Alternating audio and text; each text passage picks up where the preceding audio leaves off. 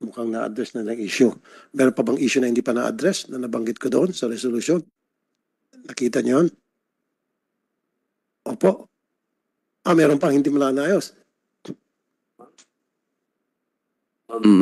General Manager. Good afternoon, Your Honors.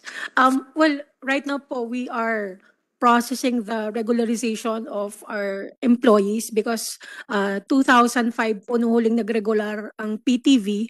So may mga contracts of service po kami na who have been with us for 25 years na hindi pa po sila nare-regular, and we are just waiting for the approval of the Civil Service Commission so we can begin the process of regularization again after 20 plus years. So that's one of our major projects po before the end of this year. And also, since next year po, February, is the 50th year of PTV. So isa pa po yun sa mga pinaghahandaan namin because hopefully by that time, yung aming pong plano na maging number 2 sa buong Pilipinas and hopefully maging number 1 ay maumpisahan na po namin. So very ambitious projects po on the pipeline for PTV, and of course, if to be able to do those things po ay much needed help po in terms of financial and also po sa iba pang mga bagay para po maumpisahan namin yung mga proyekto na tinatarget po namin for PTV. So bala po pang talunin ng TV5 kasi sabi mo hopefully maging number 2. Okay. Anyway, of course, that's your Actually, job. sir, Your Honor, that's the dream of the president. Of He course. informed us of his desire to make PTV the number 1 TV station po in the Philippines. And why not? I mean, it's a beautiful project po na pagtatrabahuan at hindi mo masama mangarap, and I think with the capability of the personnel of PTV at saka yung suporta po ng Senado, ng Kongreso at saka ng administrasyon po ni Presidente, I'm very positive that we can do that. Siyempre hindi ko po gustong magmayabang, but all hands on deck po so that we can do that. I'm sorry po dun sa mga ibang station kasi ganun po ka-sharp yung aming goal, but that's our target, and our intention po is to be number 2 and to be number 1. Yan, nilalaksan ko na po yung boses ko. 101% commitment to do so. Kasi nga po, Mr. Chair, sa ibang bansa, yung mga government station, TV station, yun yung palaging nangunguna dahil yun ang pangunahing pinagkukunan ng mga information ng taong bayan nila. Dito sa atin, PTV4, pasensya na, galing ako dyan noon, bulok. Wala nanonood, may equipment. Yung mga tao, demoralized kasi nga, mababa ang sweldo, tapos contractual for so many years na nagtatrabaho, walang benepisyo and all. So hopefully that should change. Dahil ang purpose naman talaga ng PTV4 is para iparating yung mga programa ng ating gobyerno, far-flung provinces. Kasi ilang pag station nga ng PTV4 in radio and TV? Right now po, we have 16 stations nationwide.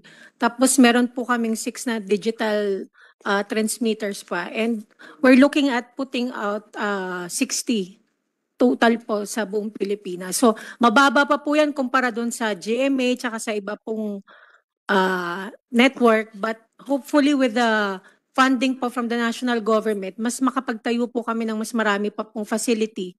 Yung infrastructure po napakahalaga para yung coverage po ng PTV ay maging 100% po nationwide. Kasi kung wala po kaming hardware, wala po yung tower, wala po yung transmitter, kahit ano pong baguhin namin sa content, ay hindi naman po makakarating sa mga Pilipino. So, dapat po magsabay po yun. Yung naasikaso po yung welfare ng mga empleyado naming mga magagaling at saka dedicated. And at the same time, yung physical infrastructure po namin ay mapondohan para po yung mga tower po at saka transmitter na dapat po naming matayo at mabili ay nandyan na rin po. Okay. Madalas ako manood ng mga programa sa PTV4. Ang isang napansin ko lang, maraming replay. Baka pwedeng mga bago naman papalabas nyo, lalo na tungkol sa mga ginagawa ng Presidente, yung kanyang pagdidistribute ng mga bigas sa iba't ibang probinsya. 3 beses ko natin na panood. Paulit-ulit na lang. Maglagay ka ng mga bago. Tapos, pag merong mga cabinet meeting, kung pinapayagan kayo, why don't you cover that? Kasi importante yan para malaman kung ano na pag-uusapan sa cabinet meeting, ano yung mga direktiba ng Pangulo sa kanyang mga gabinete. And we need to know about that. So, bakit wala ako napapanood na mga palabas tungkol sa mga meeting ni Presidente sa kanyang mga gabinete? Nung nag-assume po ako nung June, sabi po dun sa study, 70% po ng content ng PTV ay replay. And so far po, recently, just last month, nag-launch po kami ng 14 na bagong shows. And we're planning to do more. Ang binabago ko pong grid ay mula 5 a.m. hanggang 12 midnight. At hopefully po makapag-introduce kami ng mga 40, 50 bagong programa.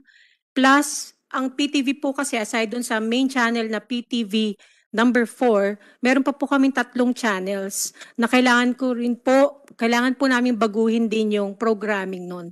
So, syempre po, nababagalan po ako sa sarili ko, pero kilala niyo po ako, Senator. Mabilis po akong gumawa ng show, but hopefully po, yung 20 po na nagawa na namin ngayon, ay madagdagan pa po namin ng kahit 30 pa po in the next few days. But of course po, you have to understand na we need additional money po to come up with content kasi kahit po sanay po ang gumawa ng content at a very low cost, kailangan pa rin po ng konting puhunan para po makagawa ng mga bagong programa.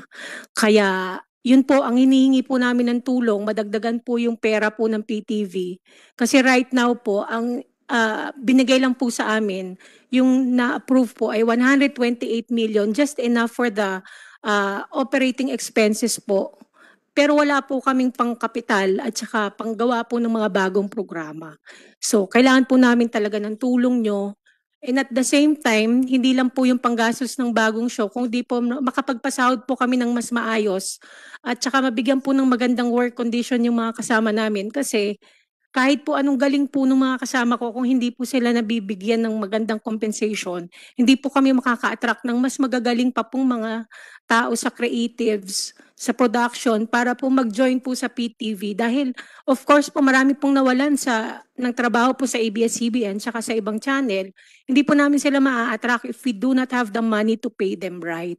So, pera po talaga. Yun po ang primary na tulong po ng kailangan po ng PTV. Diyan magaling si ating Mr. Chairman, Robin Padilla. Kailangan daw karagdag ng budget. Baka pwede mong ilakad na madagdagan ng budget ng PTB4. Senator Rafi, napakaganda po nung sinabi ni Ma'am, ano? Kasi ang tama po yung sinabi kanina na dapat kayo mag-number 1 kasi gobyerno kayo eh. Wala akong alam na bansa na hindi sinusuportahan ang kanilang government channel. Lalo na noong mga panahon ngayon, sangkaterba ang fake news. Dapat kayo ang namamayagpag. Opo. Siguro suportahan po namin kayo pagdating ng inyong budget hearing. Sisiguraduhin po namin nandun kami. Para siguro naman dapat sa dinami-dami ng naririnig namin na confidential funds. Dapat siguro meron din kayo siguro. Hindi kayo bibigyan ng confidential funds. From there, siguro mabigyan din kayo. Dapat, di ba meron kayo dapat pondong gagaling sa presidente? Ma'am, apo. Yes. Your Honor, yung ina-appropriate po sa GAA, yun po yung napupunta sa amin. Subsidy po. 100 lang? 100 magkano po uli? 128 million po. Yun po ay para po doon sa 128 million. Samantalang ibang network, billion ang budget nila. Eto. Sige po.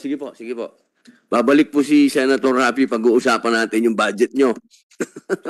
Sa ngayon po, meron po pala kayong 125,159,000. Tama po ba? Tama po? Yes po, Your Honor. Opo, sa lahat na po yun, sweldo, programa, lahat. Mr. Chair, magandang Sige hapon po. po. Ika-clarify lang po namin, yung pong nare-receive po ng PTV4, ng PTNI from the national government is in the form of subsidy. Dahil po ang PTV4 is intended to be income generating, so may support lang po dapat ang national government through the subsidies na nakapaloob po sa ating general appropriations. And then idagdag lang din po namin, sir, na Yung tanong po kasi ni Senator Tulfo kanina kung bakit ang PTV4 wala pang masyadong coverage po yata ng news tungkol po sa mga activities ni President. Ang PTV4 po ay isa sa mga attached agencies ng Presidential Communications Office, opo. Kasama din po ng PTV4 at saka IBC ang RTV o Radio Television Malacanang na sila po ang primary coverage team ng mga activities po ng President. But meron pong arrangements between PTV4, IBC and RTVM na kapag may mga special coverage activity for the activities of the President, nakastream po ang news and coverage sa PTV4. So, on a case-to-case basis po, nakakapag-live coverage din naman po somehow ang ang PTV4. Yan, sir. Salamat po, ma'am. Pero siyempre, kailangan pa rin ng puhunan yan. Opo, gusto nga ni Ma'am Annalisa maging number 1 o number 2. Pero kung wala naman kayong infrastruktura, wala kayong mga antena, wala kayong mga transmitter, paano yun? Siguro kailangan doon ng atensyon. Di ba, ma'am?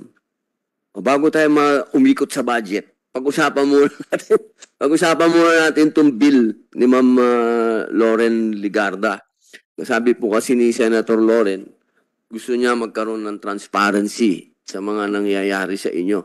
Meron po ba kayong presentation? Sino po ba ang unang magsasalita bago po tayo magkatanungan? Meron po ba kayong presentation sa una? Tungkol sa bill na to? Nabasa niyo po yung bill. Ano pong masasabi po ninyo dun sa bill?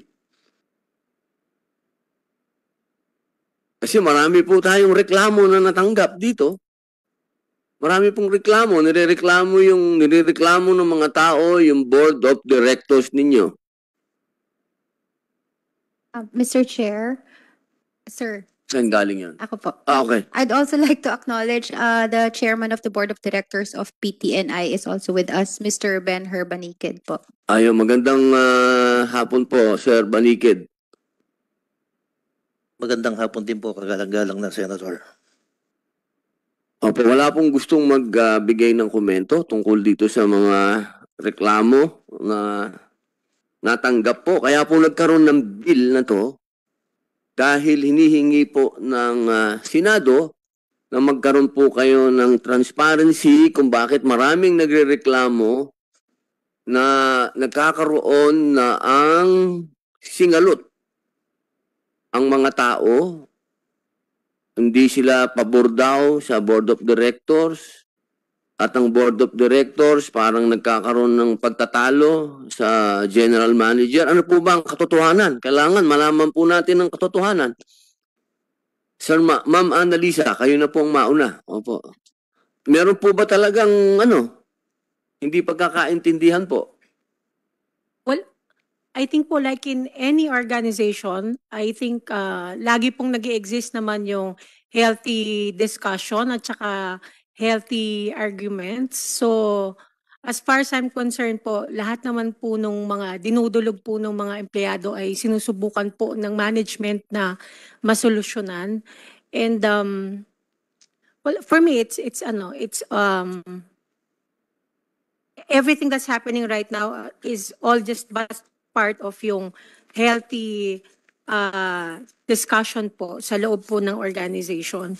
And ako naman po, sa part ko po, I just want to reiterate po that I am just a humble public servant, that I will do everything po na nasa akin pong kapangyarihan para po matulungan po yung mga empleyado ng PTV at magampanan po yung desire po ng Pangulo na maging number 1 po yung PTN. Opo. Lahat ng para maging number 1, kailangan maayos natin yung mga healthy, po na yan. Kasi una, ma'am, meron lang po akong tanong. Kanina, sinabi nyo, ginagawa nyo ng paraan para maging regular na yung mga empleyado nyo. Pwede nyo pong ulitin po ba? Ibig nyo po sabihin, buong empleyado ng PTV4 regular na? Right now po, we only have 100 100 plus, 120 Mahirap regular maging number one ng mga. employees. But we have 500 COS, mga So talents. meron pa rin kayong hindi, ano. Napakarami po namin talents, marami po kaming COS. And since 20 years ago po yung huling pagre-regular namin, ang plano po ngayon ay kumuha po ng approval from the Civil Service Commission para makapag-umpisa po kami ng proseso para makapag-regular po kami ng mga empleyado. Kasi itong 500 plus po ng mga COS or talents po namin, ay sila po ay may sahod lamang but wala po silang mga benefits na kagaya po ng mga regular Oo, employees. masakit yan. Kasi gobyerno tayo eh. Oo, dito din, malungkot din kami. May mga ganyan din. Ano. Pero dapat pinipilit natin yan. Ano ba, pwede ba natin tanungin ng tabang civil service? Meron ba tayong civil service? Asan? Ayun, attorney. Magandang ano po, attorney. Your Honor. Oh, total, magkakatabi lang tayo rito. Ano po ba ang sagot niyo po doon sa sinabi ni ma'am na makatulong ang civil service na maging regular yung mga tao ng PTV4? Your Honor, base po dun po sa sinabi po ng sa PTV po ito po ay kinakailangan din po ng kulang budget po kung magke-create po sila ng mga posisyon na akma para dun sa mga empleyado po nila Alam naman po natin na ang gusto po ng gobyerno ay wala na pong contractualization. Ngayon yung CSC po meron po kasing issuance po yung DBM, COA, NCSC na dapat endo na po ang contractualization. Ngayon, umalis po yung CSC, COA at DBM na po yung nag-issue na, nagkaroon po ng moratorium na dapat matigil na po yung contractualization. Ngayon po kami sa Civil Service Commission, meron po kaming programa na tinatawag na Prime HRM or yung tinatawag po nating Program to Institutionalize Meritocracy and Excellence in Human Resource Management. Ngayon, ang tulong po ng CSC para mas mapaganda po yung sistema at practices po ng isang ahensya, ina-assist po namin sila sa 4 na pillars. So kung mamarapatin po ninyo, bibigyan ko po kayo ng kaunting impormasyon patungkol po dito. Ang 4 na pillars na po yun ay yung tinatawag po natin na una po yung RSP, yung Recruitment, Selection, and Placement. Kasama na dyan po yung Learning and Development. Pangatlo po yung Performance Management at yung Rewards and Recognition. Ngayon po, doon po sa Prime HRM po na tinatawag, meron pong 3 stages po yon na kung saan ina-assess po ng Civil Service Commission kung ano na po ba yung maturity level ng isang ahensya. Ngayon, pag na-assess po ng CSC yun, ina-assist po namin sila nang sa gayon ma-comply po nila yung standards na sineset ng Civil Service Rules. So, sa part po namin, minumungkahi po namin sa PTV4 na mag-accredit po sa Prime HRM. Nang sa gayon mas mapatibay, mas mapaigting po nila yung kanilang internal na proseso. Nang sa gayon mas mapabilis po at maging compliant po yung kanilang practices at sistema sa sorry po, maputol ko po kay attorney. Ngayon po wala sila, hindi po sila So far po wala pa po kaming na coordination. Opo, na Prime HRM compliant po ang PTV po. Opo. So mayroon po kasi yung mga stages na kung saan minumungkahi nga po namin, hindi lang po sa PTV, sa Pero lahat ng... attorney, nakausap niyo sila patungkol doon? Hindi pa po. So ngayon pa lang to? Ngayon pa lang po kayong nagkausap? Opo. Yun po ang mungkahi po namin sa Civil Service Commission. Opo. Ma'am Annalisa, narinig niyo naman po yung sinabi ng civil service. May ino-offer po sa inyo na pwede niyong gawin? Yes, Miss Jasmine po will answer. Sige As po. far as I'm concerned po, nung last month po or 2 months ago, we wrote a letter to Chairman Nograles po. Endorsed pa nga po siya by PCO Secretary Garafil para po makapag-commence po ang PTV ng implementation ng aming Table of Organization para makapag-hire po kami at makapag-regular po kami. So, I assume po dapat na familiar po kayo doon dahil yung sulat po namin at yung mga papers po ay nasa opisina na po ng chairman ng Civil Service. Nabasa niyo po ba yun? Yung sulat? Your Honor, we will look into that po. But for now po, i-coordinate ko po sa office of the chairperson yung po kanilang hiling. Pero ito pong re-regular po, no, it will require po kasi funding.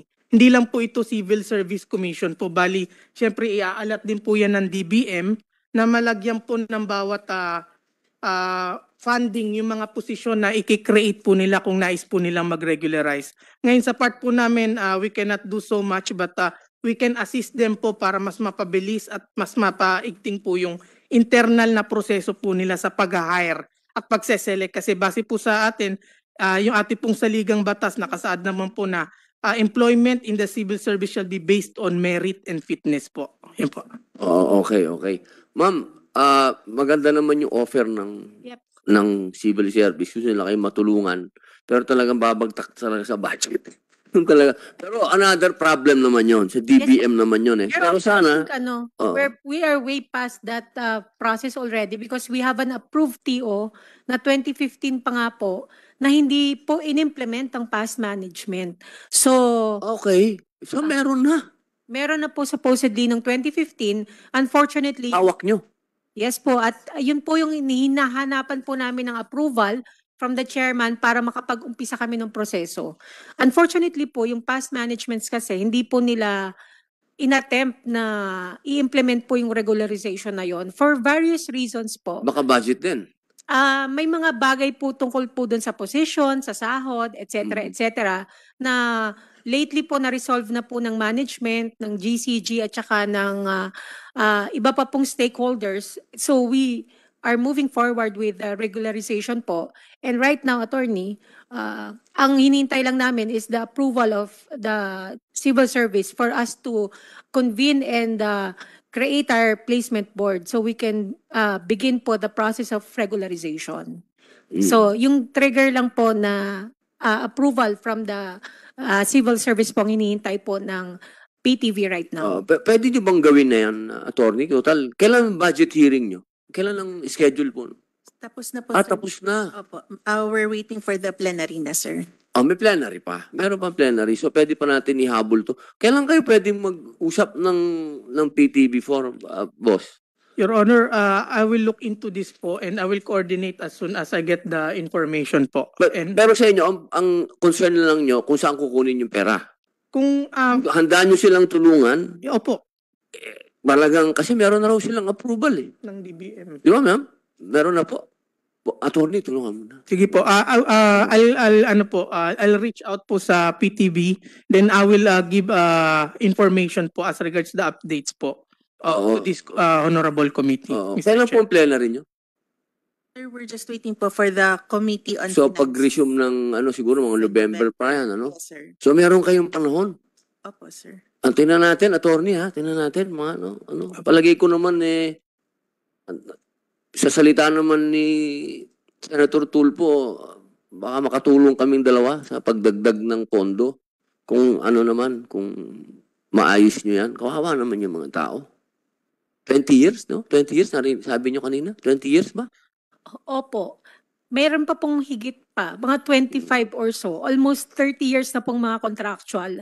Hindi pa po sila nabigyan kahit isang araw na pagkakataon po para maka-enjoy po ng benefits. Oh. Recently po namigay kami ng certificate. At Certificate ng recognition po Ah, dahil okay. 25 years na po silang talent. meron bang pera involved? Nabigyan po namin sila ng mug. At kumain po kami ng pansit at saka pandesal. Okay. Bilang celebration po sa kanilang 25 years po with us. Sige, boss ha, natin ha, antayin po namin ng COMSEC kung kailan kayo nag-usap. Yes, Your Honor. Salamat po. Isa union, meron po ba tayong union? Union dito, union? Chair, Sir Gasis, opo, ano po ang magandang hapon sa lahat. ano po ang makokomento nyo dahil kayo ang nai-involve sa usapan, yung mga manggagawa, ano pong opinion po ninyo? Sabik na po kami dun sa pagbabago. Katunayan na para lang maging formal lang ang presentation namin, babasahin ko po yung kung papaintulutan nyo yung aming okay. First of all, with the permission of the body, please allow us to thank the President of the Republic of the Philippines for the appointment of Ms. Annalisa Puod as the new PTV Network General Manager, who has clear vision and concern for the network and its employees. I'd also like to thank the committee chairperson, Honorable Senator Robin Hood C. Padilla, and Senator Rafi Tulfo for his 553 reso, and its esteemed members for giving us the golden opportunity to be heard and bring the attention to the sentiment of the workers and the government television. We also like to thank Senator Lauren Legada for her efforts at marami pong salamat. Ngayon tutuloy na po tayo dito sa mga hinaing ng Union. PTE's concern and position paper and the implementation of Republic Act 7306 as amended. Since 1995, we have not yet experienced genuine reorganization. From the passage of Republic Act 10390 in 2013, or 10 years ago, PTB has had 10 network general managers. It's different agenda from others. What is being present and continues in the agenda, the procurement of transmitter, leaving behind the employees' welfare and improvement of their status, except for GM Ana Bipuod, the current type of general manager who has a clear vision on the network welfare and developing, including addressing employees' long-standing problems and the PTB reorganization. The most disastrous management we had was in 2012 during Mr. Albert Bocobo terms as Network General Manager, which up to now we're still experiencing its ill effect. Mr. Bocobo crafted the PTB reorganization plan without proper consultation with the employees' union, and its blatant disregard of the GCG guidelines and reorganizations. Unfortunately, the GCG Governance Commission approved the Bocobo reorganization plan just the same.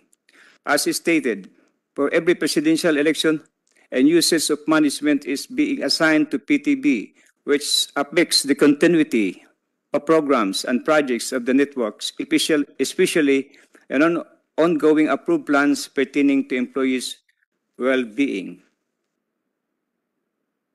May we also suggest, if possible, through legislation, to strengthen the selection of members of the board of PTNI. Their replacement is assured.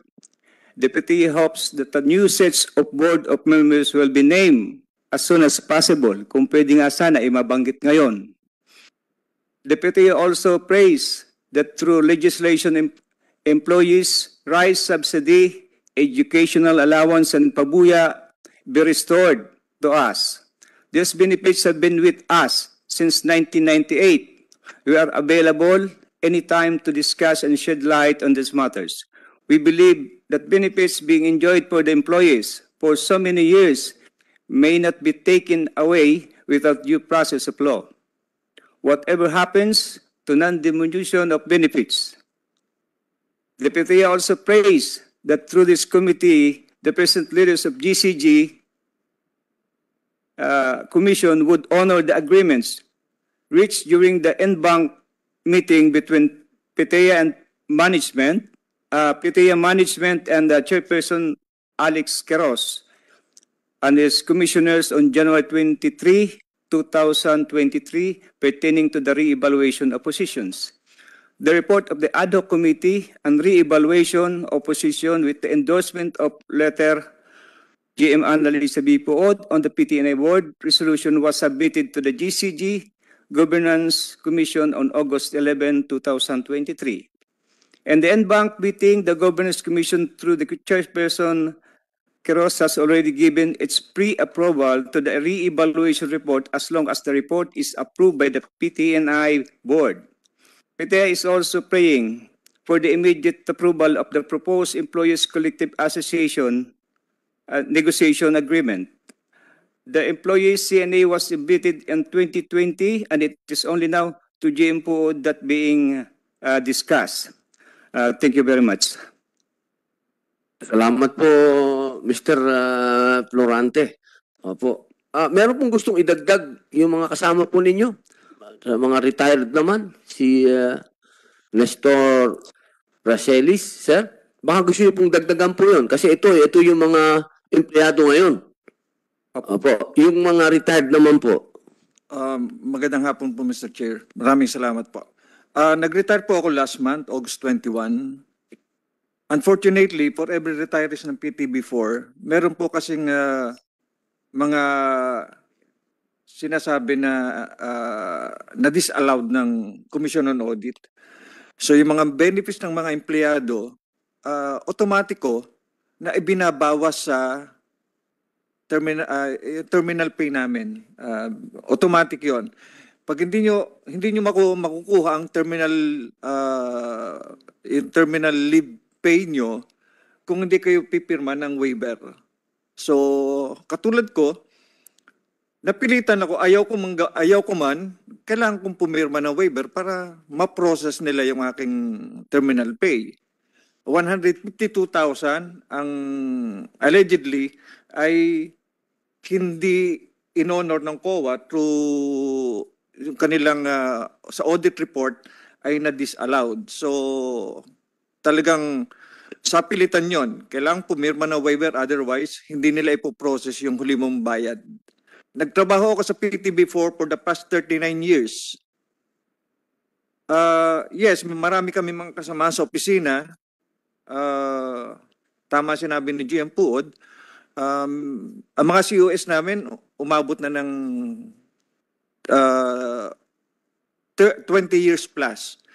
Sa ngayon, meron kami mga empleyado na natitirang permanente, 135 na lang po. From the approved plantilla position na 766. Ngayon, 135. Bakit nagkaganito? Kasi hindi nasusunod yung dapat meron tinatawag na turnaround na for every retirees, kung may mag-retire, yung next in rank niya dapat umaakyat yun eh. Automatic dapat siya. Hindi nangyayari sa PTB4 yon. Kaya hanggang ngayon, makikita nyo, noong 2015 at may mga nag-retire kami mga kasamahan, almost 100 plus na nag-retire, hindi po yan napalitan ng mga permanente ulit. Nananatili yan, kaya mga unit heads hanggang ngayon, mga OIC yan. Wala po yung walang tinatawag na succession o nararapat, sinasabi ng Civil Service Commission na through merit and fitness. Wala po yung merit and fitness kasi walang patuloy na pag-angat na career path ng empleyado. Hindi ito maliwanag. Alam namin yan na internal process ng mga opisina, pero sana planchado yon sa lahat ng government agency. Dapat planchado na nasisigurado, natitiyak ang pag-asenso ng mga empleyado. Ako, nag-OIC ako for the past 10 years. Siyempre, dahil OIC ka, walang dagdag na sweldo yan. Mananatili ang nadadagdagan ay yung trabaho mo, o yung obligasyon mo, o yung responsibilidad. Pero hindi nadadagdagan ng sweldo. Mananatili ka lang OIC. Ang ibig ko sabihin, sir, sana, hindi naman siguro through legislation, ito pagpapatibay sana ng sistema sa loob ng government agency. Yun po isang dahilan kung bakit ang mga hinaing ng mga kasamahan ko at bakit gano'n nananatili silang contract of service.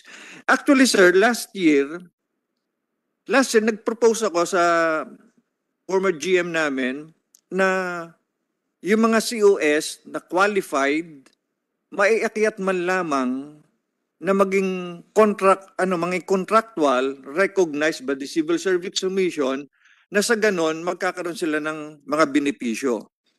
Ito ay in-approve nung dinulog namin to sa field office ng Civil Service Commission.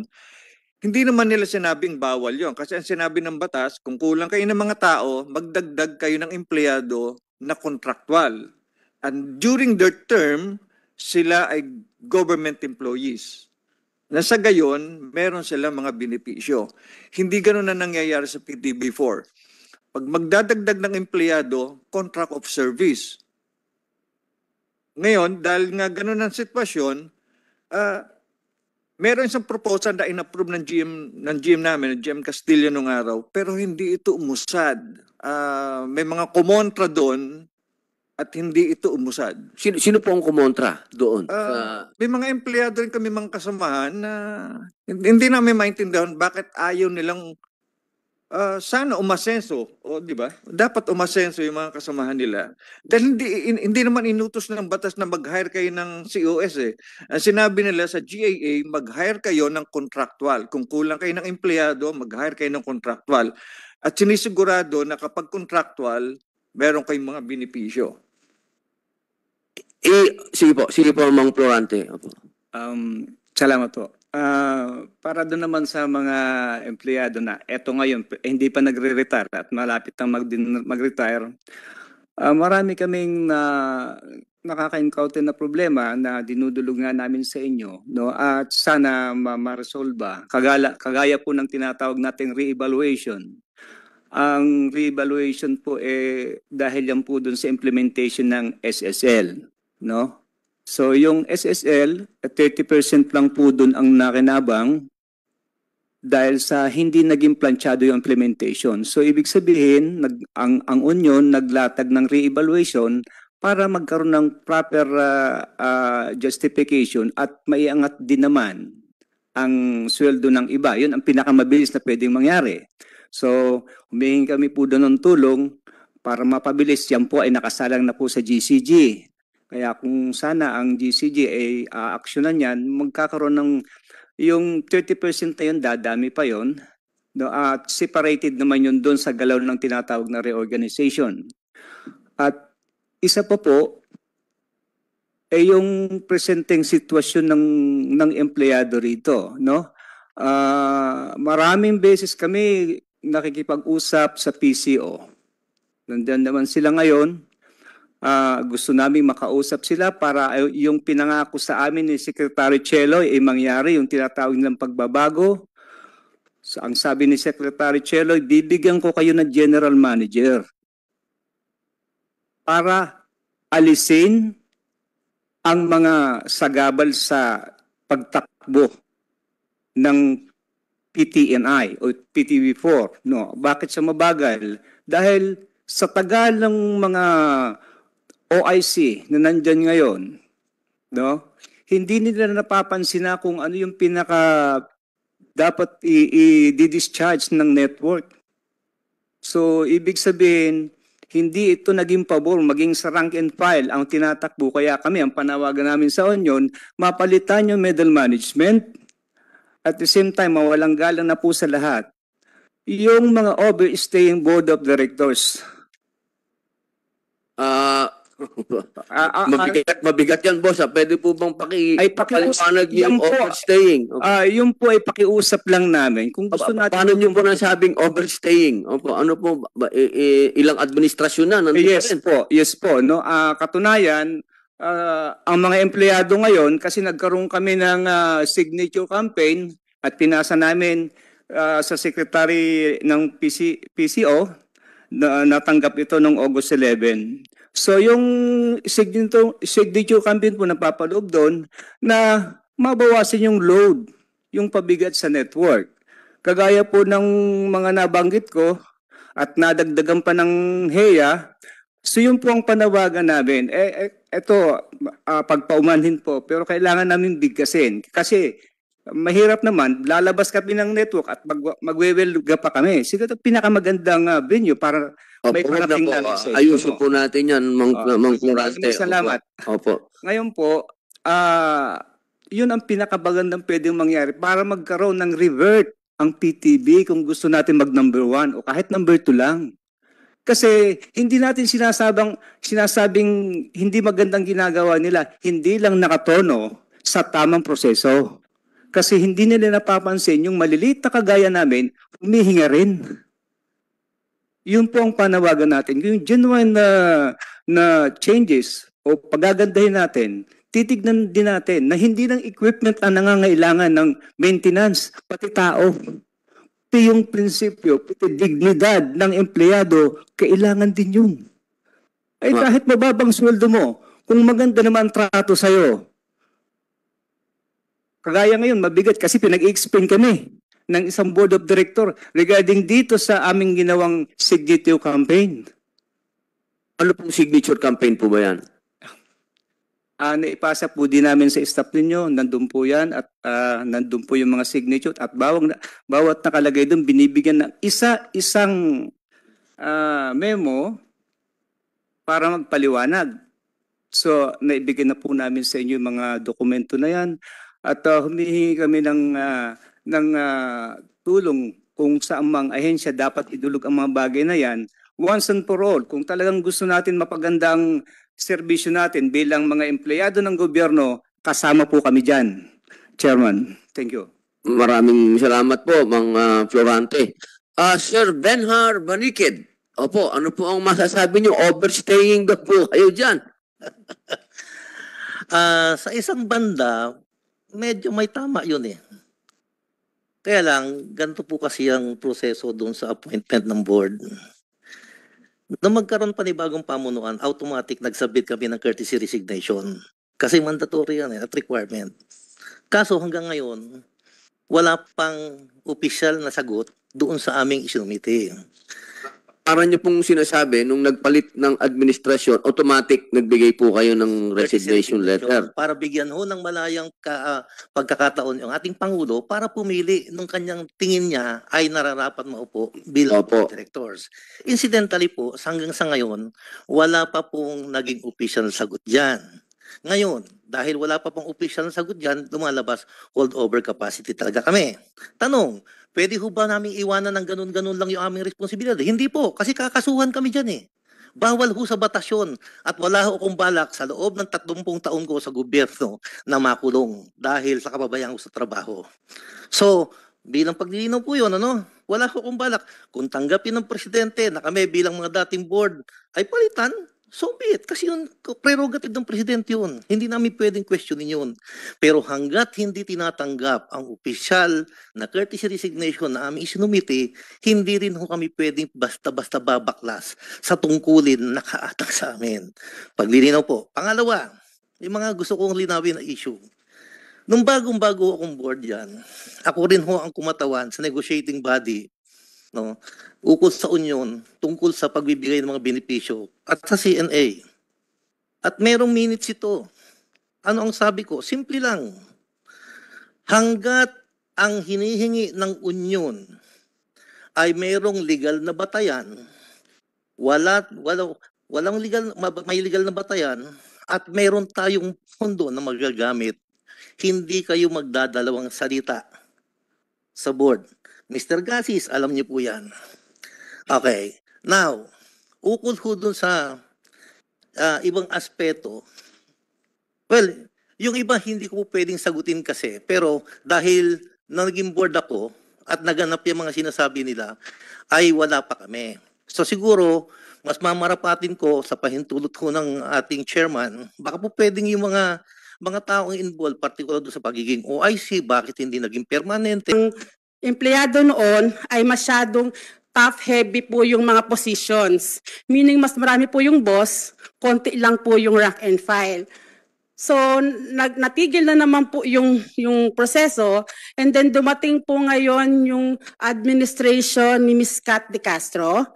Inaral po uli ngayon yung TO at nagkaroon po ng desisyon na mag-propose kami ng bagong TO using, humingi po kami ng tulong sa Development Academy of the Philippines, the DAP, para kung sasakali naman pong doon po mariresolve ng lahat ng issue na top-heavy, walang rank and file masyadong position. So nag-propose po kami ng bagong TO sa GCG, which we submitted po around May 8 po. So, nasa GCG na po ngayon yung aming proposal ng aming bagong proposed TO. However po, during our meeting in July 3 po, nagsabi po ang GCG na since they have previously approved the GCG approved TO in 2015, yun na lang din daw po ang aming gamitin Though may mga konting reservation po yung opisina, yung aming opisina, because nga po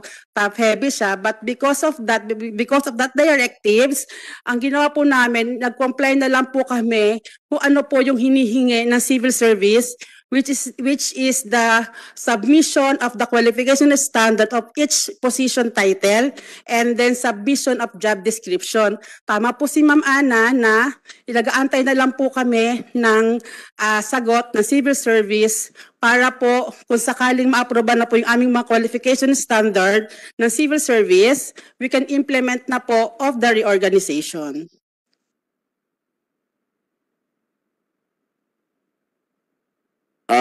Sir, maka-comment po kayo. Opo. Yung nabanggit ni Ma'am Myla is, ang reog naman ngayon ay maraming kinontra namin yon dahil sa kadahilanan na napakaraming abolished position doon, no? With the presence of new general manager, nagkaroon kami ng magandang solution. Instead na pagtalunan, nagkaroon kami ng solution. So ibig sabihin, when it comes to reorganization, pumayag na kami doon. Although sabi nila, maraming lapses, that is, totoo po yun. Pumayag na kami, provided na magkakaroon siya ng amendments para ma-recover yung mga abolished position, which is vital sa broadcast. Okay na po yun. At tinatanggap natin paliwanag doon. Ang hindi namin nakikita naming malaking deterrent ngayon sa lahat ng actions na nangyayari, everyday situation dito, yung sistema po ng management natin. Kasi po, halimbawa, kagaya ng pinag-i-explain kami tungkol doon sa petition na ginawa namin, bakit nanggagaling ito sa Board of Directors, hindi sa General Manager? At ang question namin dito, dahil nagtitipid ang network, nakakapag-travel sila papunta ng Marawi para mag-visitation. So may mga ganung bagay, no? Sino pong nag-travel? Yung Board of Directors po, no? Kasi kami po, Ano pong meron sa Marawi? hindi ko po alam kung ano meron doon na wala doon sa network natin, no, dito sa national, kasi kami po hindi kami makahiram ng sasakyan dahil nagtitipid yung Channel 4. Actually, nagtataksi kami sa lahat ng pinupuntahan namin. Taxi po pagka ko-cover kayo. Magko-cover. Kung meron kaming ang union po, pag merong meeting sa labas, nagtataksi po kami kasi hindi na po kami pinapahiram ng network. Okay. Ng sasakyan. So, okay, dahil nagtitipid. Bakit naman sila nakakapag-travel pa? Aside from that, meron kaming ni-request na monetization. Yung pong monetization, yung po leave credits po yan ng mga empleyado para po makapagbigay na naman ng tuition sa mga kanilang anak. Hindi ma-release dahil walang budget. Sila nakakapag-travel pa. So yun ang mga simpleng bagay na tumatakbo sa network namin dahil hindi namin makita ngayon yung sincerity dito sa sitwasyon dito. Kung kaya kami po kasi mga bagong union officers, no? Iba po ang approach namin sa nakaraan. Kaya ang nakikita namin solution is magpahinga muna ang dapat magpahinga. Kaya kami humihingi ng tulong sa committee na to kung ano ang pwedeng igalaw natin dito. Ganun po. Aba, maraming salamat po, Mang Florante. Sige po, ano pong pangalan niyo po? Magandang hapon po, Senator. Dahil lang po, ma'am, ha? Anong pangalan ni ma'am? Dahil lang po. Kailangan po kasi kayong ma-recognize. Opo.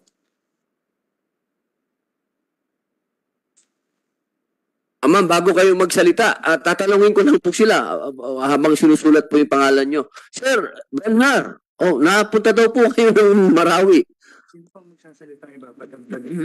Ito po yun, sir.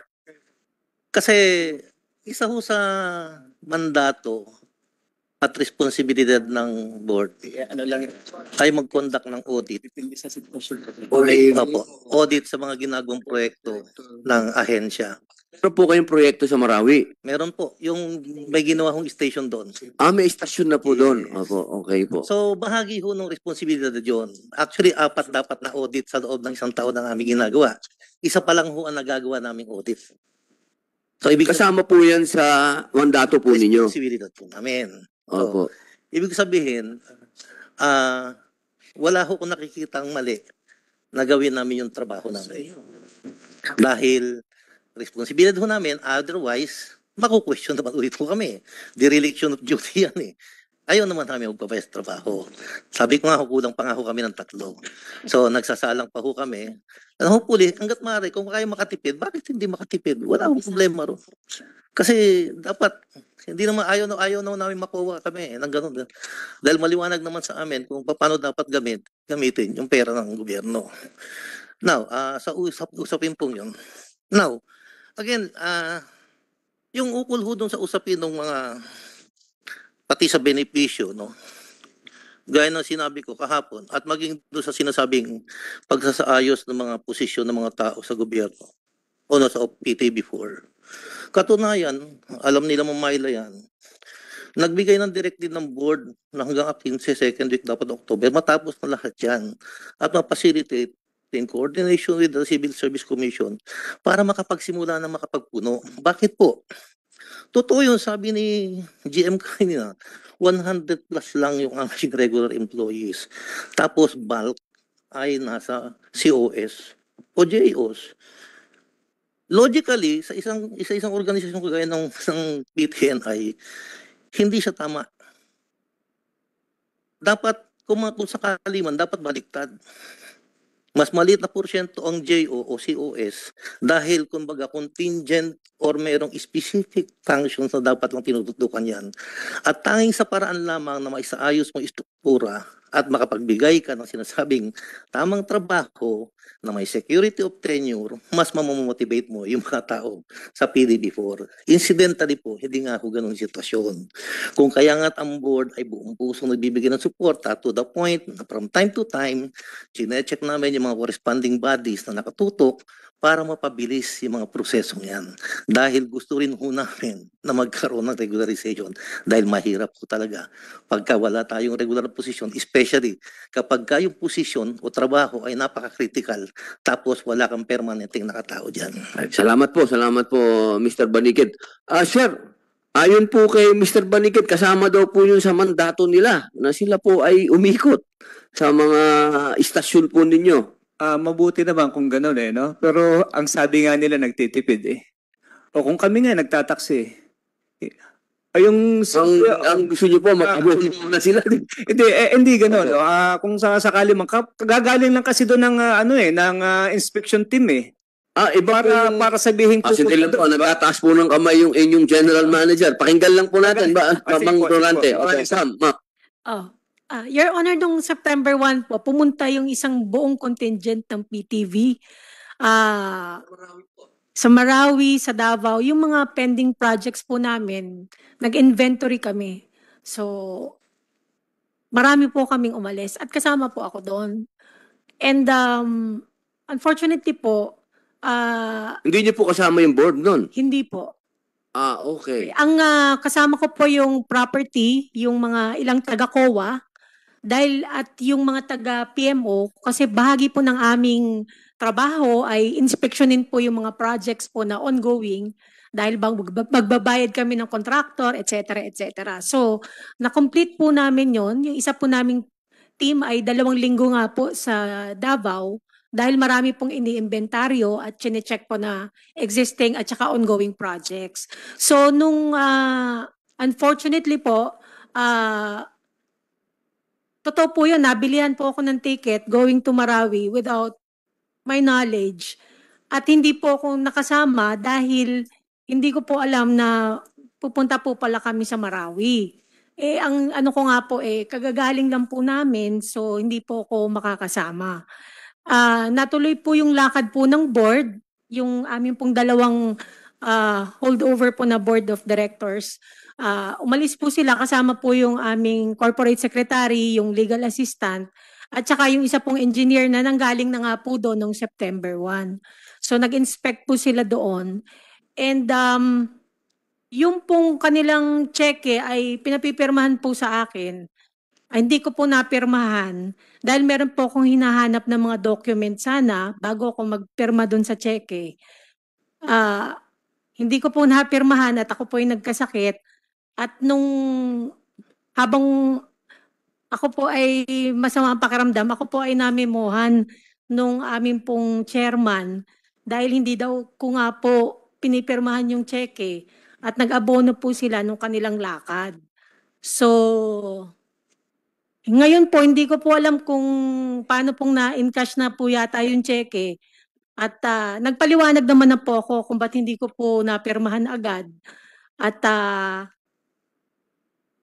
yun po ang katotohanan doon. So, ngayon po ay dahil nga po may nahanap ko po yung basis po nung travel at binibigyan naman po ako ng board ng document from GCG na yun daw pong nagbibigay ng mandato sa amin na maglibot po ng 4 times kung saan po kami mga proyekto. Hindi ko pa po nababasa yung document dahil hindi pa po ako nabibigyan.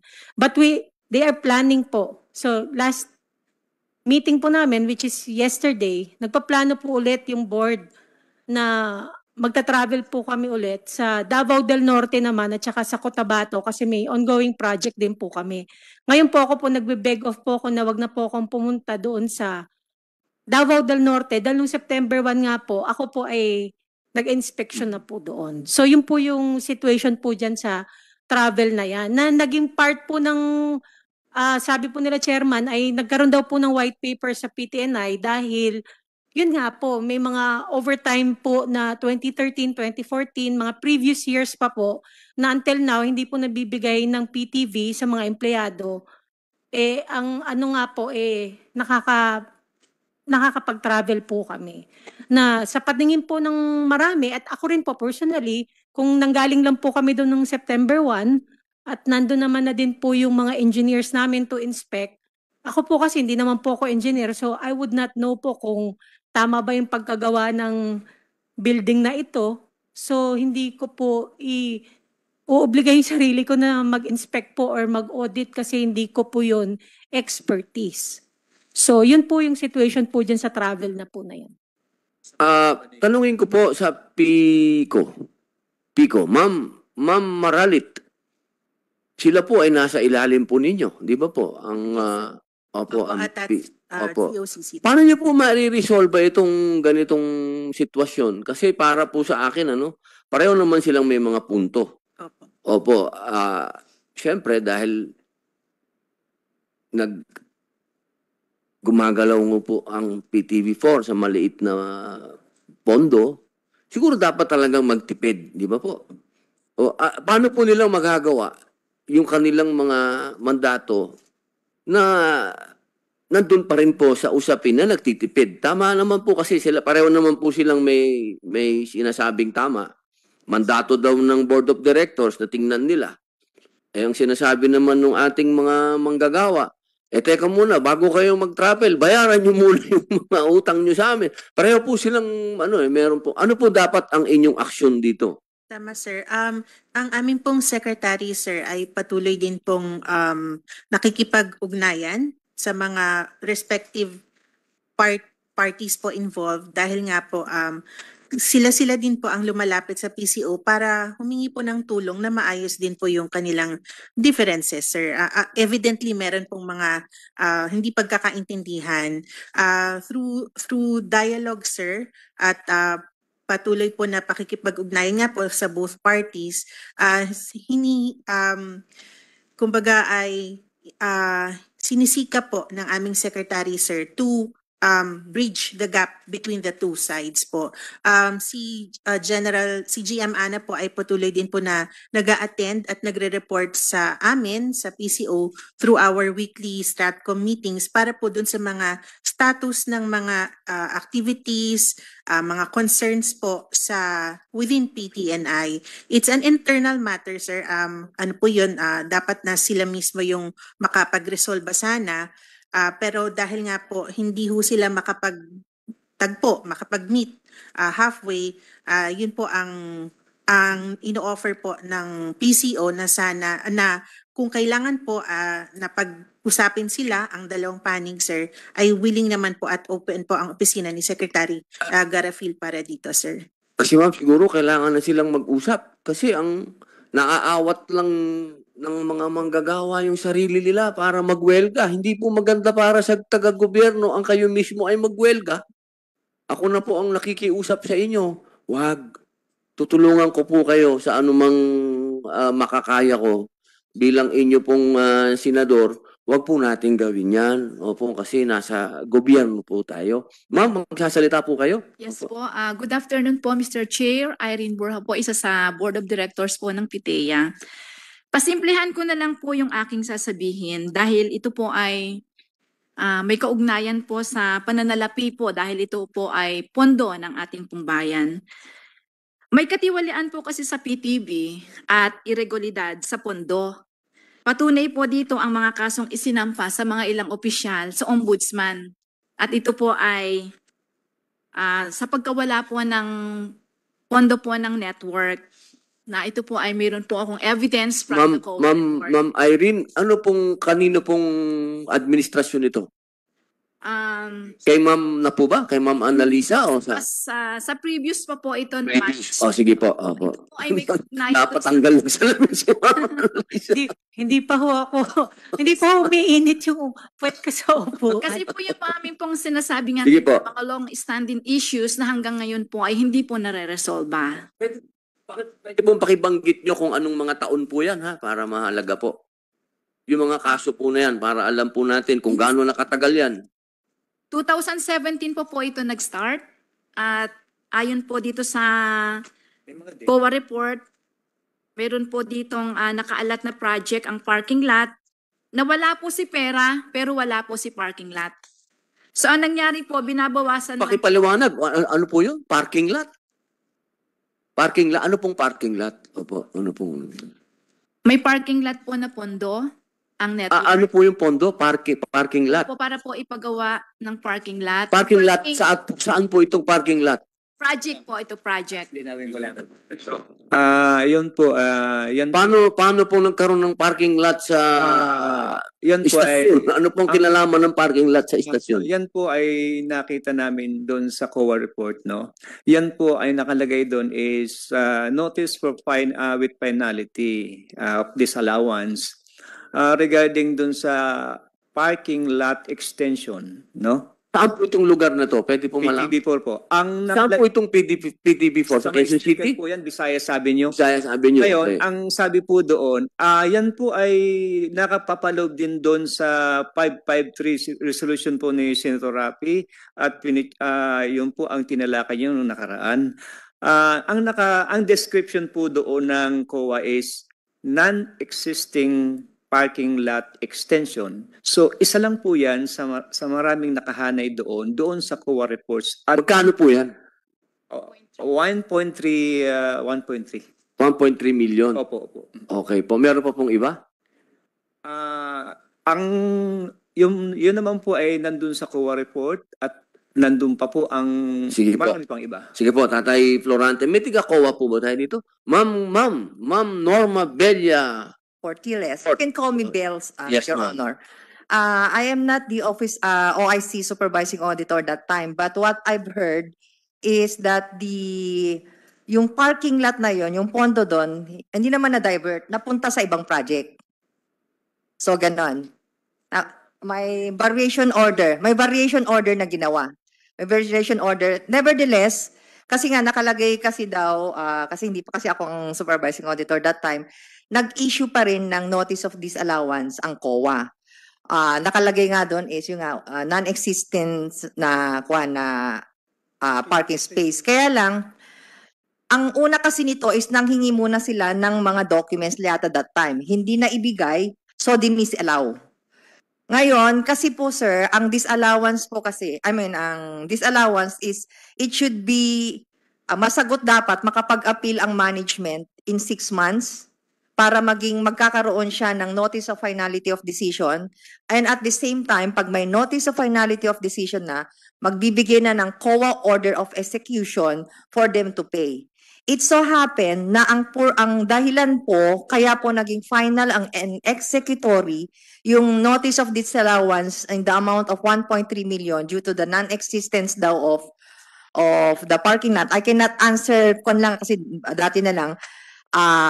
Ang nangyari, kaya siya naging final and executory, it's because the persons liable were not able to appeal within the regulatory period of 6 months from the receipt of the notice of disallowance. Kaya naging final and executory yung 1.3 million, and at the same time may COA order of execution na.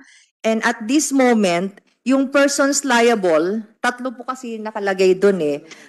Ngayon, yung 2 naiwan, nagbabayad po sila ngayon.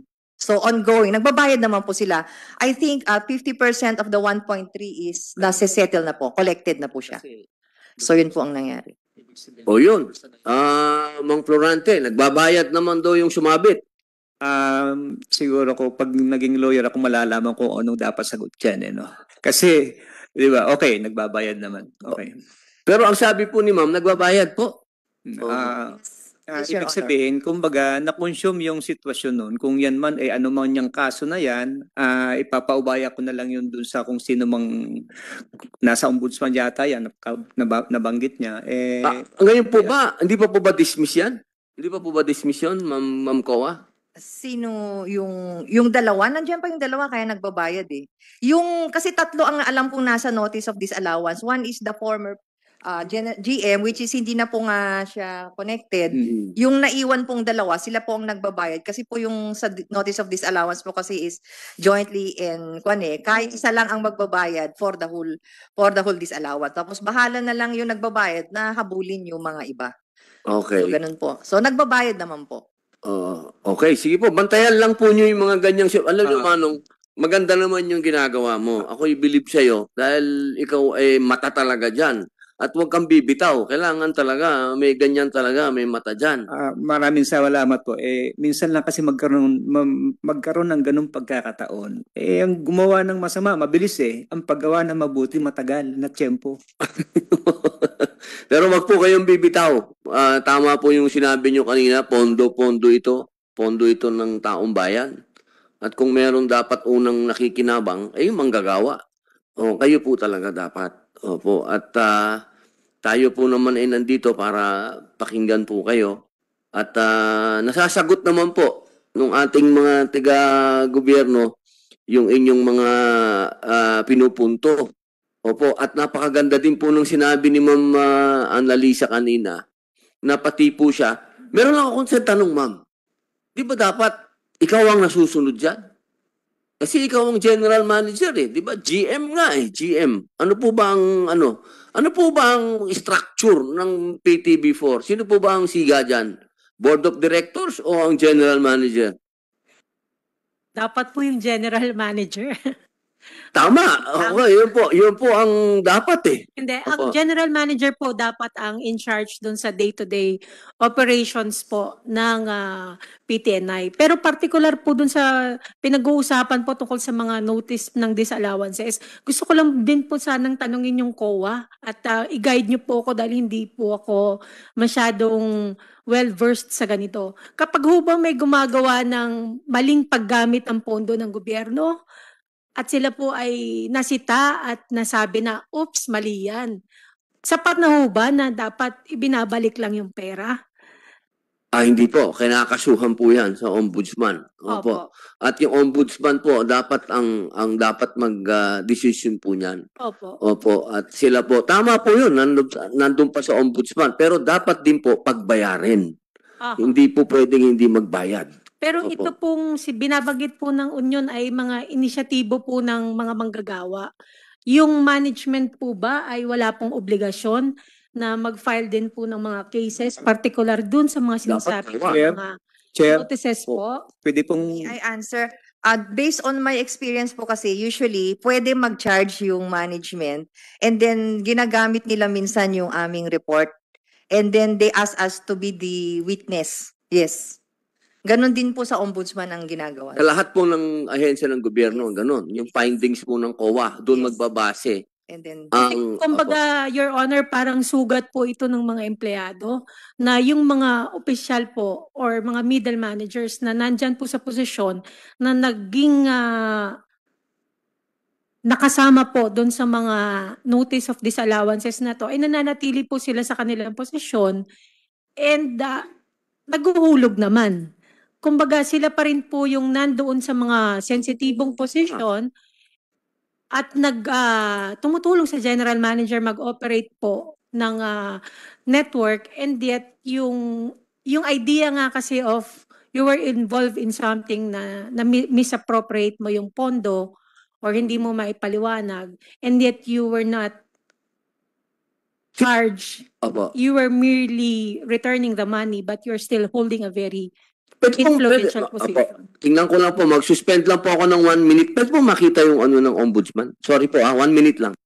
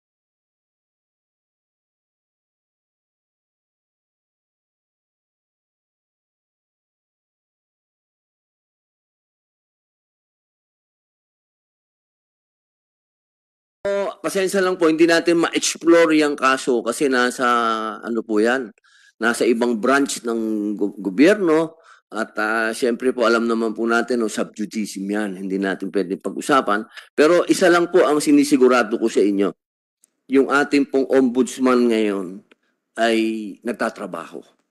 At kung ano man po yung reklamo ninyo, sigurado po akong may pupuntahan yan. Chair, Sige po. bali po, yung solusyon na ginagawa namin, actually yung mga kaso na yon, hindi namin dapat gagawin. Mangyari lang na kung hindi namin gagawin yun, yung proseso namin masyado malambot kasi nasa mababa kami. Kung nakikita nyo sa ngayon, nagpetisyon kami pagkatapos kami pinag-i-explain, dapat nga sila mag-explain kung bakit. Isipin nyo na lang po na meron pong katagal-tagal na panahon, hanggang ngayon COS pa rin yung mga empleyado namin at aside from that re-evaluation, at nasaan yung lapses doon. So kaya ngayon yung mga ginagawa namin pagkakaso na yan is para lang may mga susunod pa kasi na para magkaroon ito ng marking na isaayos natin. Lahat naman tayo nangangailangan so mapantay-pantay lang yung sitwasyon. Hindi kami humingi ng lalagpas sa amin, yung para lang din naman sa amin. Yun ang aming request, pagbabago na medyo happy naman tayo lahat. Yun ang punto namin dito. Apo, maraming salamat po, Mang Gasis. At napakahalaga po ng papel po ninyo sa usapin na to. Sige po, Ma'am Borja. Dugtungan ko lang po, Mr. Chair, ang sinabi ni Pres Gasis. Matagal na din po ako sa PTV at ngayon lang din po kami talaga based po sa aking experience. Ngayon lang kami nagkaroon ng general manager na may puso, may malasakit sa empleyado at handang tumulong sa pagbabago po ng sistema. Kung hindi po siya magkakaroon ng mga kasama na susuporta sa lahat ng kanyang mga programa, magiging useless po ang lahat ng ito. What I mean is, ang board of directors at ang nasa middle management at ang HEA namin. Kung ito sila ay kokontra sa ginagawa ng aming general manager, bagsak po lahat ng mga programa at magagandang plano ni GM para sa network. Kaya tulungan niyo po kami, sir. Opo, umasa po kayo. Ano, ang katunayan ng nasa isip ko po ngayon, ang dapat po natin gawin kasi wala tayong GO. Sige po. Sige po. Medyo ilapit lang po ninyo yung mic nyo sa inyo, sir, at hindi po namin kayo masyadong madinig. Regarding lang po dun sa paano yung corporate structure ng PTV4. Under Section 11 ho nung aming charter, ang nakalagay po dyan, the Board of Directors, the corporate powers of the network shall be exercised, all businesses conducted, and all its property controlled and held by the Board of Directors. It shall be composed of 5 members who shall be appointed by the President of the Philippines from a short list prepared by the Governance Commission for government-owned and controlled corporations. The board shall be made of the following: 2 members from the government sector, 2 members from the private sector, 1 of whom shall have at least 10 years experience in the broadcast industry, and 1 member from the education sector. As regards to the general manager, the network general manager, the members of the board of directors shall elect from the appointed directors of network general manager. He shall also be the chief operating officer of the network, who shall be responsible for the property administration and management of the network in accordance with the law, with the policies laid down by the board. The general manager shall be subject to the disciplinary powers of the board and may be removed by the board for cause. Ganun po yung pagpapatakbo po ng ano. The general manager is being appointed or chosen among the board and is subject to its disciplinary action or removal for a cause. Ganun po yun. So, board of directors po actually ang pinaka. Okay, salamat po. Sir Mr. Cayetano. Yes, sir. Good afternoon, sir. Opo. I'm from the Commission on Audit. I'm just being neutral lang ho. Mag-comment lang ho ako doon sa understanding ng iba kasi ang perception, in fairness to kay Engineer Poncio, yung notice of finality ay yung disallowance niya related to non-existence of parking lot wherein a notice of finality was issued. It is because they were not able to make an appeal within the reglementary period. It doesn't mean na there was an anomaly. Iklaro ko lang ho. They failed to make an appeal within the reglementary period of 6 months. Yun ang cause kaya na-issue yung notice of finality. Thank you. Apo, antayin na lang po natin yung total nasa ombudsman na. Antayin na lang po natin yung ano ng ombudsman. Kasi kaso na po yan eh. Mayroon natin pag-usapan po dito. Opo. Okay, Ma'am Annalisa. Nilabasan na po tayo ng charter. Mr. Banikid, ano po ang mako-comment po ninyo na ang board of directors daw ay mas mataas po sa inyo ayon sa charter? Hinahanap po pa po, sorry po. Meron tayo. Your Honor, I am part of the board. Chair. So the board as a body is of course has its power, and I am part of the board. And I'm the only official right now of PTV that is appointed by President Bongbong Marcos Jr. Chair. Saan galing yan? And then dito po. Ayun, sige po. Yung simpleng approach po kasi kagaya po, ang union may presidente, parang general manager, pero mas mataas sa akin yung board. Ibig sabihin, kaya lang may separation yan. Executive and legislative. Iba ang pagpapatakbo, iba naman paggagawa ng policy. So, yun yung separation doon. At ipapasa namin sa inyo tong sulat namin sa Presidente Marcos. At nandito yung directives niya, babasahin ko po. Ang noon ay Secretary Jose Beatriz Cruz Angeles. Ang pagkakabanggit po dito, we respectfully refer to the appropriate action subject to existing laws, rules, and regulation. The attached letter of Mr. Torrante A. Gases, President of People's Television Employees Association, relative to under-resolved issues involving employees and People's Television Network Incorporated, advice of the action taken direct to the letter sender with a copy furnished. This office will be very much appreciated at nire-recognize po ng mahal na Pangulo yung problema namin na ma-resolve. So bibigyan po namin ng staff ninyo ng copy nito. Salamat po. Okay, maraming salamat po. Hingan ko lang po ng comment si Mr. Mark James Evangelista. Sir Mark, alam niyo po, itong suliranin na pinag-uusapan natin dito, isa lang ang root dito eh.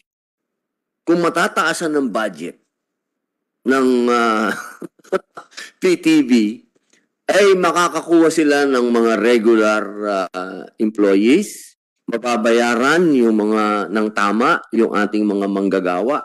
Meron po bang pag-asa na magkaroon po sila ng sapat na budget? Good afternoon, Senator Ron Padilla. Assalamualaikum warahmatullahi wabarakatuh. Opo, on the part of the DBM po, dear Chair, ang plantilla positions po kasi nito, since na-create po ang GCG noong 2014, tama po ba? Ay nalipat na po ang kanilang functions po nung pag-create po ng plantilla. Based po sa aming records na ibinigay po ng GCG as of December 31 of 2022, meron pong 766 authorized positions po ang PTV4. Ang field lang po dito ay 234.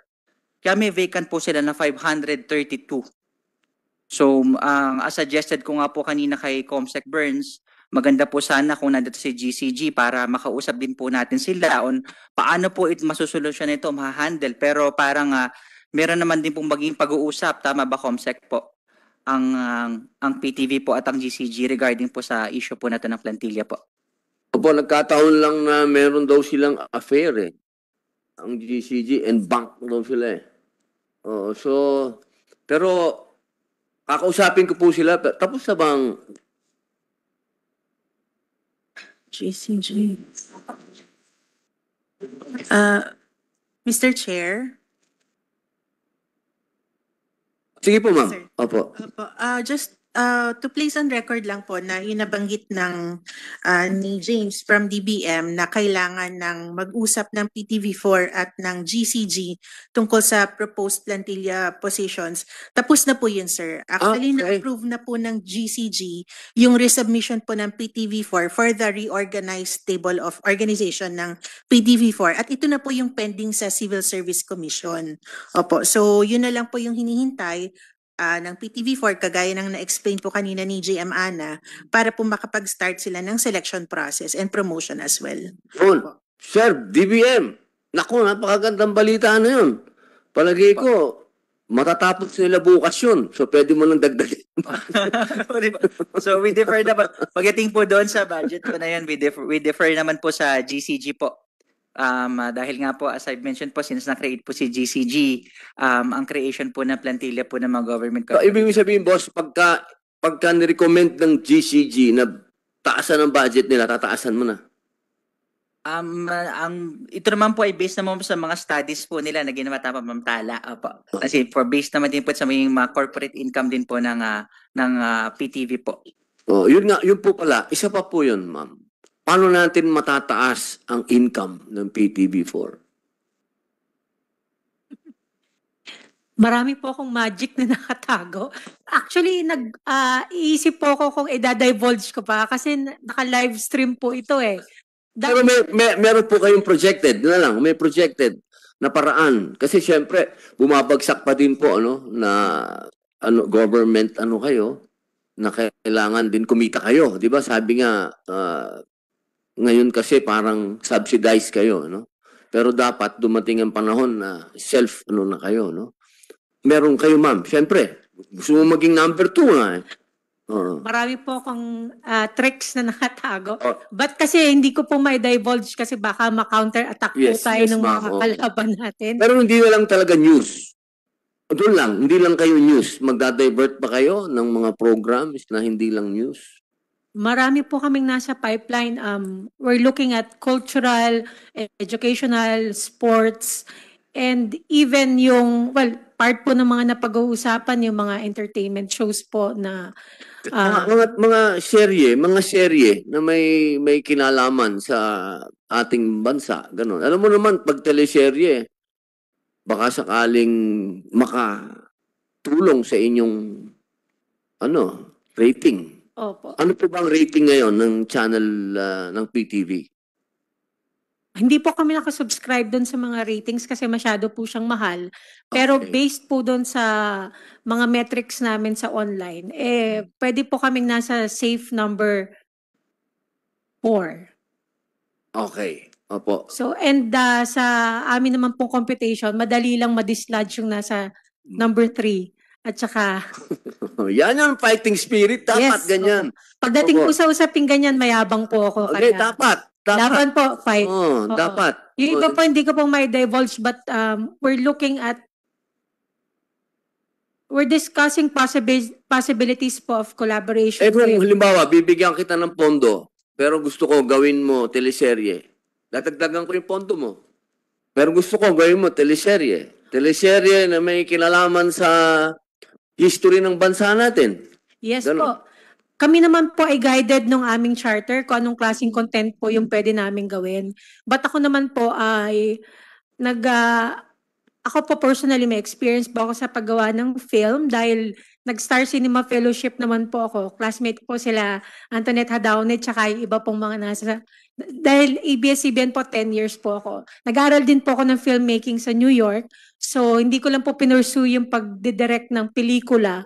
Pero ako po ay bahagi ng creative industry. Marami po akong kaibigan. So if you wanna go there po, dun sa paggawa po ng teleserye, go na go po ako dyan. Yan. If you're going to give us money. Yan ang gusto nating Basta madinig. guided po talaga doon sa charter po ng PTV kung anong klase po ng teleserye po yung gagawin natin. Oo, kasi sa ngayon, lamang na lamang sa atin ng fake news. Kailangan natin labanan to. Kailangan meron tayong medium na gamitin para malabanan natin yung mga kalokohan ng fake news na yan. At ang nakikita ko talaga na dapat tumayo at makipaglaban dito, PTV. Kasi gobyerno kayo eh. Yung mga shows po ni Senator Lauren Legarda ay i-rerun po namin sa PTV kasi cultural at saka educational po yung mga content ni Senator. Oo, But oo. yun po, sila Ma'am Cory Vidanes po ay nag-arrange po ko ng possible meeting kasi they're open to the idea of collaboration po ng PTV with ABS-CBN at saka may iba pa pong mga content creators na tinatap po namin para mag-provide po sa amin ng content po. Sige. Oo. Ako nakikita ko lang talagang root nito. Kailangan kumita ang PTV. At totoo po. At alam ko naman, tahimik dito yung tiga-BIR eh. Pagka humingi tayo ng tulong dyan sa... Total, gobyerno tayo pare-pareho. Hihingi rin tayo ng tulong sa BIR. O, siyempre sa ngayon, wala pa naman tayong masisingil, boss. Oo. Kailangan natin silang tulungan. Opo. Ako, tutulong ako. Pero doon ako sa parte na merong future. Opo. At nakikita ko yung future sa teleserye. Tulungan natin yan. You're- Alam mo ba ginagawa yan ng GMA News? Nagpo-produce na rin sila ng mga serye. Kasi Yes, nandun eh. Nandun ang Recently po, Your Honor, nakipag-meeting po kami sa FDCP. At Okay. willing po yung FDCP na ibigay po yung mga pelikula po para ipalabas po ng PTV for free. O yun. O, tama pinag-aaralan yun. po namin yun. Sige. And kaninang umaga po sa Cultural Center of the Philippines naman, nakipag-meeting po yung ibang staff namin para yung content po ng CCP ay kung nasa teatro ay madala po natin sa television. Oo, So sige. lahat po ng posible pong pagkunan ng content ay amin pong kinakausap. Talagang from A to Z po yung aming ine-explore. Yung isa pong mga wild na idea nga po namin is mag-mount po ng Mobile Legends National Tournament na grassroots naman para dun sa esports po, promotion. And it's income generating and at the same time po ay sports naman po para sa Sige, mga maganda yun, ma'am. Magtulo Dulo-dulo tayo. po yung gagawin natin na mga Oo. klase po ng content, Your Honor. Lumabas tayo doon sa masyadong conventional na yung medyo lumabas tayo doon. Maiba yung image ng PTV. Maiba. Yes. Ano naman kayo, ibang image. Sama ako dyan. Okay, baka meron pa mong gustong magsalita. Sige po, boss. Tanggol. Nandito pala si Coco Martin eh. Tanggol. Magandang hapon po, Chair. Siguro po napag-usapan naman po lahat ng mga para sa pag-grow ng PTV, yung mga siguro ang last na lang po sa akin yung benepisyo nila po ng mga tao. Yung para sa mga welfare. Ngayon po kasi parang nakikita namin, hirap na hirap po yung mga empleyado ngayon sa pagbibigay ng mga benepisyo, sa pagbabayad po ng mga overtime namin, yung mga night differential, yung mga ganun po. Ngayon po, marami nagchat-chat sa akin. Mga nanonood sila ng live stream. Mr. Tanggol, meron ka bang amount yan na meron na ba kayong study kung magkano yung benepisyo na yan na hindi na ibibigay sa inyo? Actually po, wala pong, nasa kanila po yung kung magkano eh. Pero napag-usapan na po namin sa ARTA, yung like po yung overtime ng 2013 hanggang 2015. Nasa magkano? Hindi po namin alam kung magkano, pero nasa finance po yun eh. Sila po yung nasa Na kanino? finance manager po namin. So, ang tagal na po namin na hinihingi po yun. Yes po. Your Honor, as of last night po, dun sa board meeting po namin, ang sila Chairman Banikid po at yung isa pa po naming miyembro si Vice Chairman Laksa po, nag-agree na po ng board na Magkano po? encourage po ang finance na babayaran po yung mga overtime pay. Meron kayong figures? May figures kayo kung magkano po yung utang nyo lahat sa manggagawa? Lahat na po. I think mga 3 million po yan. Mga more or less 1 million per year po na overtime pay. Na Magkano po? 2013, 2014, 2015. Mga 3 million or 3 million. Kasama na po, ano pa doon? Yung mga retirement, yung kanina, yung nirereklamo po ni Mr. Rasiles. Opo. Para alam natin po, magkano lahat ang atraso sa manggagawa? Hindi lang overtime, lahat. Wala po akong figure, Senator. Yan, dapat mabigyan nyo kami niyan. Pero meron po kasing pinapa-approve pa po kami sa sa OP, Office of the President. Like po yung benefits namin ng Educational and Rice Allowance po na from 2019, 2020 at saka in 2022, 2023, hindi po naibibigay ng Magkano opisina. din po yun? That's 38,000 per person po yun eh, per empleyado. Naku, batay tayo dyan. Mathematics yan, boss. Yes po. Napakalaki po Per person, talaga. ilang kayo? 700? Ilang kayo? Uli. Hindi, ngayon po 100 na lang po kami. 100. Chairman, Hindi kasama yung COS? Hindi po. Wala pong benepisyo yung mga Yun nga po eh. contracts of service. Aray. So sana nga po ma-expedite po yung pagre-regular namin, Your Honor, para magkaroon po sila ng ano po kasi ang COS po kasi yan ay Wala mga talagang, magkano naman per day araw-araw yun? na bisita, everyday guest lang Magkano po per day nun? ng mga COS po. Ang sahod po ng COS sa PTV ay nagre-range po ng meron pong mga 15,000 A month? a month po at all the way up to mga 40,000. 40,000. Yun po. Pero walang benepisyo. Wala pong benepisyo. Wala po sila. Lumalabas sila, self-employed, ganun. Parang artista po. Parang artista po, more or less. Contract of service po. Hindi, yung artista malaki bayad.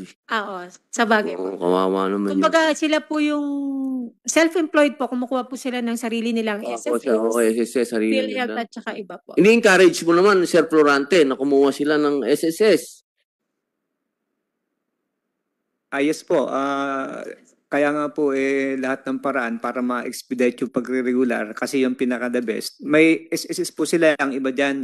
Saka sa GSIS po kasi pag napasok na sila, naging regular, saka magkakaroon eh. So, meron po kaming... Pero sana kahit hindi pa regular, encourage. kasama na po namin sila. May self-employed naman. Yes po. At yun po, associate members po sila namin at may monthly dues. Kaya nga lang, hinold din po yung monthly dues namin eh. Ng COS. Pero nangangako naman po sila, ayusin na raw po nila. Ayusin na po di ba po? Lahat. Ayusin na po, boss. Malapit na, boss. Konting-konting lang. Baka may sasabihin pa si Coco Martin. Hindi nga po, yung sinasabi nga po na ayusin, kay GMA na po aayusin. Pero sa iba, parang ayaw nila maayos eh. Hindi, dahan-dahanin natin yan. Ma'am, ano ba? Meron daw aayusan, meron namang hindi. Oo nga po eh. Kasi po ang nangyayari po sa amin, Mr. Chair, ganito po nangyayari. Para may dalawang faction eh. GM Ana, tapos meron namang ibang grupo. Ano yung ibang grupo? Para meron Little GM na sinasabi sa PTB. Little GM? Yes, opo. So, ang mga papeles namin, ang mga request namin, binibigay namin kay GM Ana. Parang politika na yun. Yes po. Sino yung Little GM na yan? Kasama ba natin ngayon ng Little GM? Actually po, Ha? Sino ba ang Little GM? Sabihin nyo na, boss. okay, yung aming pong Heya. Heya po, si Maria Cristina Stonertan po. Wala dito. Nandito. Nandito po.